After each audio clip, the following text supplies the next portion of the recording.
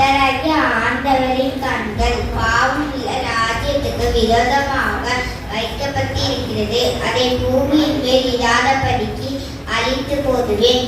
ஆகிலும் யாக்கோபின் வம்சத்தை முழுவதும் அழிக்க மாட்டேன் என்று கர்த்தர் சொல்லுகிறார். இதோ ஜல்லடையினால் சலித்து அடிக்கிறது போல் இஸ்ரவேல் வம்சத்தாரை எல்லா ஜாதிகளுக்குள்ளும் சலித்து அடிக்கும்படிக்கு நான் கட்டளையிடுவேன். ஆனாலும் ஒரு கோதுமை மணியும் தரையிலே விழுவதில்லை.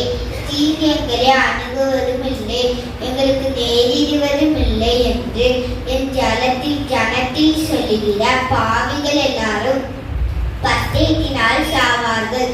ஏதோ